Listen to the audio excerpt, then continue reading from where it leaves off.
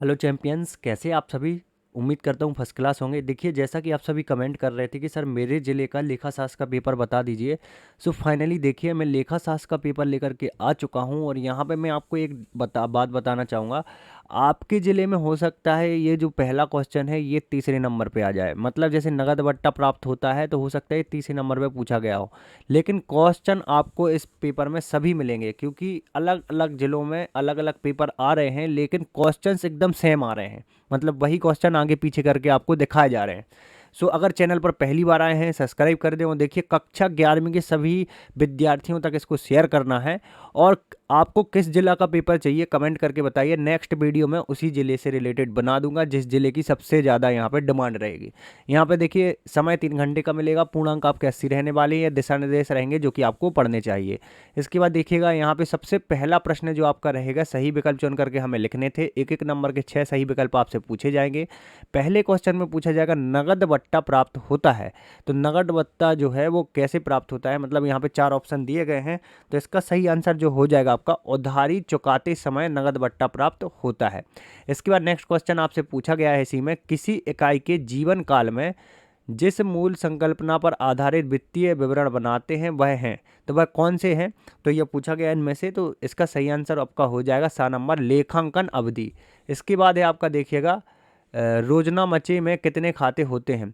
तो यहाँ पे एक क्वेश्चन पूछा गया है, तो कितने खाते होते हैं ये आपको बताना था, तो यहाँ पे 5 खाते होते हैं। इसके बाद है आपका चौथा क्वेश्चन, उधार क्रय की गई मशीन का क्रय लिखा जाएगा, किस किस जगह लिखा जाएगा। यहाँ पे 4 ऑप्शन आपको नेक्स्ट पेज में मिल जाएंगे, मैं आपको दिखा देता हूँ। देखिए, ये 4 ऑप्शन जो दिए गए हैं इनमें से किसी एक में आपका सही आंसर होगा। सो यहाँ पे जो आपका आंसर सही हो जाएगा वो यहाँ पे हो जाएगा, यहाँ पे देखिएगा जर्नल में, जनरल खाते में ये होता है। इसके बाद नेक्स्ट क्वेश्चन आपसे पूछा गया था, देखिएगा यहाँ पे, निम्नलिखित में से कौन सी संपत्ति स्थायी नहीं है। तो ख्याति जो संपत्ति है वो स्थायी संपत्ति नहीं है। इसके बाद है आपका देखिएगा, अदत्त व्ययों को चिट्ठे में, अदत्त व्ययों को चिट्ठे में क्या किया जा सकता है। तो यहाँ पे 4 ऑप्शन दिए गए हैं, तो इसका सही आंसर आपका हो जाएगा यहाँ पे, दायित्व पक्ष में अलग से दिखा सकते हैं, दायित्व पक्ष में अलग से दिखाया जा सकता है।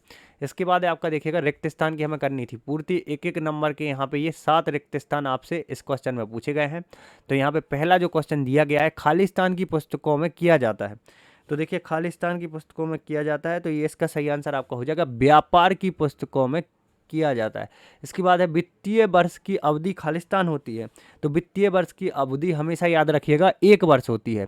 इसके बाद है, खालिस्तान को दोहरा लेखा प्रणाली का जन्मदाता कहा जाता है। तो देखिएगा, लूलास जो थे, लूलास पैसियोली, लूलास पैसियोली थे जो, उनको यहाँ पे कहा जाता है। देखिएगा, कुछ इस प्रकार से आपको इसको लिखना होगा, लूलास पैसियोली, क्या होगा, लूकास पैसियोली, कुछ इस प्रकार से इनका नाम था, जो कि यहाँ पे क्रय लेखा के रूप में इनको किया जाता था। अब यहाँ पे हम देखने वाले हैं आगे आगे वाला क्वेश्चन जो आपका दिया गया था। सो यहाँ पे उधार क्रय का लेखा खालिस्तान में किया जाता है। तो उधार क्रय का लेखा क्रय बही में किया जाता है, किसमें, क्रय बही। इसके बाद है आपका द्विपक्षी अशुद्धियाँ, द्विपक्षीय अशुद्धियाँ जो हैं वो को प्रभावित नहीं करती, तो तलपट को प्रभावित नहीं करती। किसको प्रभावित नहीं करती, तलपट। इसके बाद है आपका देखिएगा नेक्स्ट, यहाँ पे सभी प्रत्यय व्ययों खालिस्तान को खाते में लिखा जाता है। तो सभी प्रत्यय व्ययों को देखिएगा, यहाँ पे सही आंसर आपका हो जाएगा, व्यापार को खाते में लिखा जाता है। किसको, व्यापार। इसके बाद लास्ट क्वेश्चन आपका, तो लास्ट क्वेश्चन जो है आपका यहाँ पे दिया गया है, से पूंजी घटती है। तो किस चीज़ से पूंजी घटती है ये पूछा गया है। तो देखिएगा, खालिस्तान से पूंजी घटती है, मैं आपको ये भरना होगा। देखिएगा, कुछ इस प्रकार से आपको भरना है, हानि आहरण व, यहाँ पे आहरण व पर ब्याज पर यहाँ पे पूंजी घटती है। इसके बाद चलिए सही जोड़ियों का हम मिलान कर लेते हैं। यहाँ पे आपके लिए देखिए, एक एक नंबर की 6 सही जोड़ियाँ दी गई हैं, तो यहाँ पे हमें इसका मिलान करना था। तो यहाँ पे देखिए, देनदार से वसूली ना हुई रकम को कहते हैं, तो व्यक्तिगत खाता से इसका मिलान कर देंगे हम। तो इसके बाद यहाँ पे देखिएगा, नेक्स्ट जो यहाँ पे दी गई है, यहाँ पे लेखांकन समीकरण, तो इसका यहाँ पे अशुद्ध ऋण से मिलान करेंगे। और यहाँ पे आपको कमेंट करके बताना है सही जोड़ियाँ। देखिए, सही जोड़ियाँ मैं आपके लिए छोड़ रहा हूँ, किस सही जोड़ी का कौन सा आंसर सही होगा ये कमेंट करके आप बताइएगा, ताकि यहाँ पे मैं देख सकूँ कितने स्टूडेंट एक्टिव हैं। एक एक नंबर की 6 सही जोड़ियाँ हैं। चलिए, अब हम एक वाक्य एक शब्द के उत्तर देख लेते हैं जो कि यहाँ पे पूछे गए हैं। तो एक शब्द या एक वाक्य के उत्तर में पहला क्वेश्चन है, संपत्तियों का दायित्व पर अधिक्य क्या कहलाता है। तो पूंजी कहलाता है। वेतन का भुगतान करने पर कौन सा वाउचर बनाया जाता है? तो वेतन का भुगतान करने पर डेबिट वाउचर बनाया जाता है।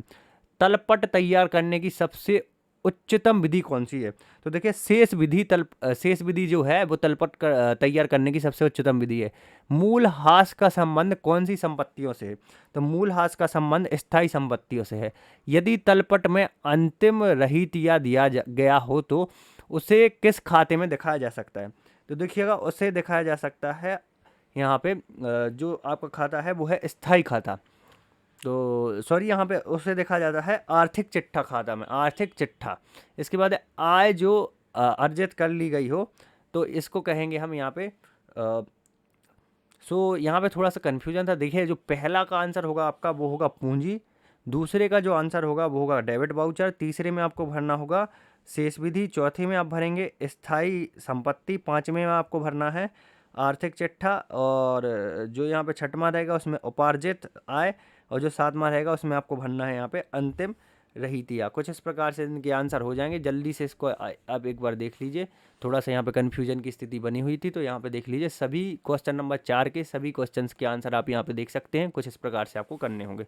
चलिए अब आपको आगे दिखा देते हैं। सत्य सत्य की हमें पहचान करनी थी, तो पहला जो सत्य सत्य हमें दिया गया है, द्विपक्षीय अवधारणा दोहरा लेख प्रणाली पर आधारित है, तो ये आपका सत्य हो जाएगा। चलिए और आगे आपको सभी क्वेश्चंस दिखा देते हैं किस प्रकार से आपके ये क्वेश्चंस पूछे जाएंगे।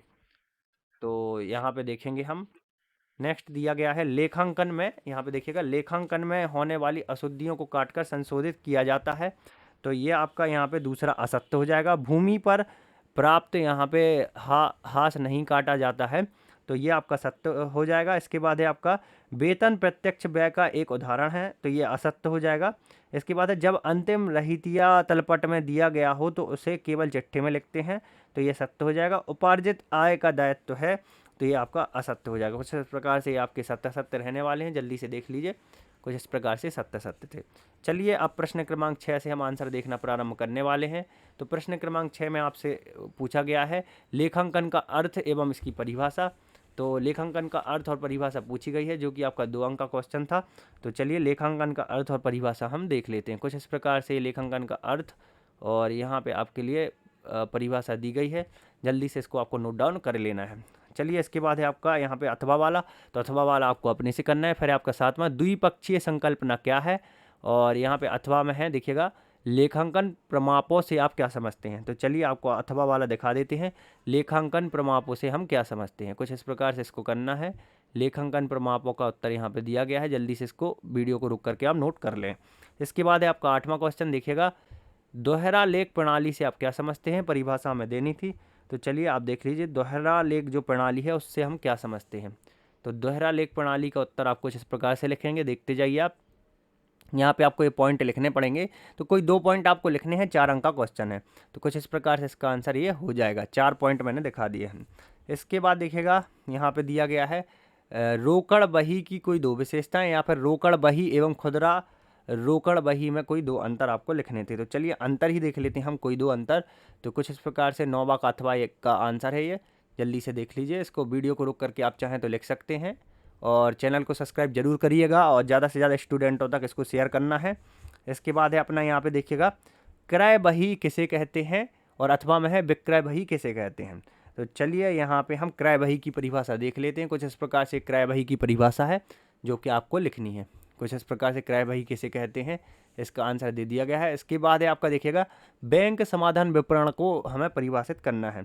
तो चलिए बैंक समाधान विवरण की परिभाषा कुछ इस प्रकार से आपको लिखनी है, तो जल्दी से इसको लिख लीजिए। कुछ इस प्रकार से परिभाषा रहेगी आपकी। इसके बाद है आपका देखिएगा क्वेश्चन नंबर यहाँ पे 12 जो कि दिया गया है, सॉरी यहाँ पे क्वेश्चन नंबर 13। यहाँ पे देखिएगा उच्चतन खाते से क्या आशा है, और अथवा दिया गया है यहाँ पे आपका। यहाँ पे देखिएगा ऐसी 2 अशुद्धियाँ लिखिए जिनसे तलपट योग नहीं मिलता। तो यहाँ पे ये 13वां था आपका। और जो 12वां दिया गया है बैंक समाधान विवरण वाला, तो ये बैंक समाधान विवरण का पहले आप 12वें का आंसर देख लें। कुछ इस प्रकार से करेंगे आप, देखिएगा कुछ इस प्रकार से 12वें का आंसर करना है। और यहीं पे देखिएगा क्वेश्चन नंबर जो 13वां दिया गया है कुछ इस प्रकार से, तो ये क्वेश्चन नंबर 13 का आंसर करना है। दोनों क्वेश्चन मैंने आपको दिखा दिए थे। चलिए अब क्वेश्चन नंबर 14 देख लेते हैं। क्वेश्चन नंबर 14 है आपका, संपत्ति के अवशिष्ट मूल्य से आप क्या समझते हैं, स्पष्ट करना है। प्रावधान किसे कहते हैं? तो चलिए यहाँ पे क्वेश्चन नंबर 14, संपत्ति के अवशिष्ट मूल्य से हम क्या समझते हैं, ये हमें आंसर लिखना था। तो पूरा आंसर देख लीजिए, कुछ इस प्रकार से आप लिखेंगे। इसके बाद आपका देखिएगा क्वेश्चन नंबर 15, समायोजन से क्या आशय है। तो समायोजन से क्या आशय, ये हमें लिखना था। तो चलिए देख लीजिए, कुछ इस प्रकार से हम लिखने वाले हैं, समायोजन से क्या आशय है। देख लीजिए, समायोजन से क्या समझते हैं। 22, 20, 20 दो बार ये पूछा गया है, तो ये क्वेश्चन आपके लिए महत्वपूर्ण है, तो इसको आपको तैयार भी करना है वार्षिक के हिसाब से। और यहाँ पे देखेंगे हम आगे क्वेश्चंस जो आपके दिए गए थे। चलिए यहाँ पे सारे क्वेश्चंस और देख लेते हैं। यहाँ पे सभी क्वेश्चंस के आंसर आपको बताए जा रहे हैं। सो ये आपका पूरा आगे तक पूरा आंसर था। यहाँ पे देख लीजिए क्वेश्चन नंबर यहाँ पे 15 का कुछ इस प्रकार से आपको ये आंसर लिखना था, क्वेश्चन नंबर 15 का। तो चलिए एक बार सही से आपको दिखा देते हैं। यहाँ पे पूरा यहाँ तक ये पूरा कुछ इस प्रकार से आपको यहाँ पे लाभ लिखने थे इसके समायोजन के। चलिए इसके बाद है आपका क्वेश्चन नंबर 16। तो क्वेश्चन नंबर 16 में क्या दिया गया है, देख लीजिए।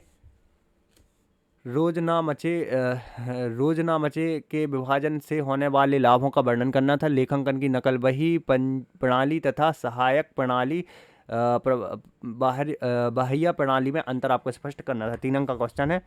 चलिए देख लेते हैं यहाँ पे लाभ। हम क्वेश्चन नंबर 16 का उत्तर कुछ इस प्रकार से लाभ सारे आपके सामने यहाँ पे प्रस्तुत कर दिए गए हैं। कुछ इस प्रकार से आपको इनको लिखना होगा। तो यहाँ पे जल्दी से वीडियो रोक करके आप इनको लिख सकते हैं। चलिए अब आगे बढ़ते हैं हम क्वेश्चन नंबर 17 की तरफ। तो क्वेश्चन नंबर 17 दिया गया है, तलपट एवं चिट्ठे में कोई 3 विशेषताएं बतानी थी और अथवा में है अप्रत्यक्ष व्यय किसे कहते हैं। तो अप्रत्यक्ष व्यय की परिभाषा देख लीजिए। कुछ इस प्रकार से आपको अप्रत्यक्ष व्यय की परिभाषा लिखनी थी। इसके बाद हम देखेंगे क्वेश्चन नंबर 18। देखिएगा, सकल लाभ एवं शुद्ध लाभ में अंतर और प्रत्यक्ष एवं अप्रत्यक्ष व्यय में अंतर। तो चलिए सकल लाभ एवं शुद्ध लाभ में अंतर देख लीजिए। कुछ इस प्रकार से सकल लाभ एवं शुद्ध लाभ में आपको अंतर लिखना है, जल्दी से देख लीजिए आप। इसके बाद है आपका देखिएगा यहाँ पे चिट्ठे एवं लाभ हानि खाते में अंतर एवं चिट्ठे बनाने से क्या उद्देश्य है। तो देखिएगा चिट्ठे बनाने का उद्देश्य क्या होता है। सबसे पहले ये पॉइंट आप लिखेंगे, चिट्ठे बनाने का उद्देश्य आशय। फिर यहाँ पे चिट्ठी बनाने के उद्देश्य कुछ इस प्रकार से आपको लिखने हैं। सो ये 3 अंक का क्वेश्चन है, उसी के हिसाब से आपको बता दिया गया है। अब यहाँ से आपके 4 अंक के क्वेश्चन स्टार्ट हो जाएंगे। क्वेश्चन नंबर 20 से, खाता बही के कोई 4 लाभ आपको बताने थे। तो चलिए देखते हैं खाता बही के कोई 4 लाभ। कुछ इस प्रकार से यहाँ पे आपको लिखने होंगे खाता बही के 4 लाभ। देखते जाइए आप, सभी क्वेश्चंस के यहाँ पे आंसर लगभग आपको बताए जा रहे हैं। चैनल पर अगर पहली बार आए हैं सब्सक्राइब करें, ज़्यादा से ज़्यादा स्टूडेंटों तक इसको शेयर कर दें। देखिए बही खाता के स्टूडेंट कम होते हैं, लेकिन उनके लिए भी यहाँ पे आपका अपना चैनल ध्यान रख रहा है, सो इसलिए इस चैनल को ज़्यादा से ज़्यादा शेयर करना है आपको। तो यहाँ पे देखिएगा लेखांकन के आधार पर अशुद्धियों का वर्गीकरण जो कि आपको करना है, अथवा वाला। इसके बाद है तलपट तैयार करने की विभिन्न विधियों को समझाना था। तो चलिए फिर हम देखते हैं यहाँ पे तलपट तैयार करने की विभिन्न विधियाँ कौन कौन सी होती हैं। यहाँ पे देख लीजिए कुछ इस प्रकार से, एक योग विधि होती है, एक आपकी शेष विधि होती है, एक होती है योग शेष विधि। चलिए यहाँ पे और देखते हैं तलपट तैयार करने वाला। इसके बाद है आपका 22वां क्वेश्चन। तो 22वां क्वेश्चन कुछ इस प्रकार से पूरा दिया गया है, देखिए जल्दी से देख लीजिए। आपको 22 में यहाँ पे मूलहास में उत्पन्न होने वाले कारणों का आपको वर्णन करना था। तो देखिए मूलहास की आवश्यकता और यहाँ पे उत्पन्न होने वाले क्यों आवश्यक है और क्या कारण है इसके। तो ये सारे आप देखिए कुछ इस प्रकार से ये पूरा आपको लिखना पड़ेगा मूलहास का। तो यहाँ तक ये पूरा आंसर आपको लिखना होगा। फिर इसके बाद देखिएगा क्वेश्चन नंबर 4 दिया गया है। सॉरी, इसी में चौथा पॉइंट है। 5वां है दुर्घटना वाला, 6वां है संपत्ति वाला। तो ये सारे पॉइंट आपको लिखने होंगे। चलिए अब क्वेश्चन नंबर 23 जो कि आपका सबसे लास्ट क्वेश्चन है, कुछ इस प्रकार से दिया गया है, जल्दी से इसको देख लीजिए। सबसे पहले क्वेश्चन नंबर 23 दिया गया है। तो चलिए क्वेश्चन नंबर 23 का भी आंसर हम देख लेते हैं। और जो विद्यार्थी अभी तक रुके हुए हैं उनको ये पीडीएफ मिल जाएगी, जी हाँ, क्योंकि सब्र का फल मीठा होता है, आप सबको पता होगा। इसलिए ये पीडीएफ मैं उन्हीं को देने वाला था, इसलिए मैंने शुरुआत में आपको बताया नहीं था कैसे इसको डाउनलोड कर पाएंगे। देखिएगा कुछ इस प्रकार से क्वेश्चन नंबर 23। तो यहाँ पे देखते जाइए, ये 23 का आंसर कुछ इस प्रकार से आपको करना है। सो चलिए अब हम देखते हैं जो ये पीडीएफ में हम आंसर्स देख रहे थे, इस पीडीएफ को हम कैसे डाउनलोड कर सकते हैं। सो बहुत ही आसान तरीका है इस पीडीएफ को डाउनलोड करने का। देखिए मैं अपने मोबाइल में देख करके दिखा देता हूँ। सबसे पहले आपको यहाँ पे लिखना होगा गूगल में आकर के स्टडी नोट्स पीजे, कुछ इस प्रकार से। सॉरी, अमेजोन मैंने खोल लिया था। यहाँ पर आपको क्या लिखना होगा, स्टडी नोट्स पीजे, कुछ इस प्रकार से। स्टडी नोट्स पीजे पे क्लिक करिए। फर्स्ट जो वेबसाइट दिखेगी इस पर आपको क्लिक कर देना है। इस पर क्लिक करने के बाद आपको नीचे आना है और यहाँ पे ऊपर ही आपको दिख जाएगा एमपी बोर्ड। एमपी बोर्ड पे आपको कर देना है क्लिक। कुछ इस प्रकार से एमपी बोर्ड पे आपको करना है क्लिक।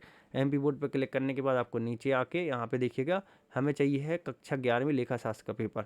तो कक्षा 11वीं लेखाशास्त्र पे हम क्लिक करने वाले हैं और नीचे आएंगे। नीचे आने के बाद देखिए हम स्क्रॉल करते जाएंगे और यहाँ पे सबसे लास्ट में यहाँ पे देखेंगे हम, देखिएगा सॉल्यूशन की पीडीएफ लिंक डाउनलोड करने के लिए यहाँ पे क्लिक करना है। सबसे पहले ये निर्देश पढ़ लेना है। निर्देश मैं ऑलरेडी आपको बता देता हूँ।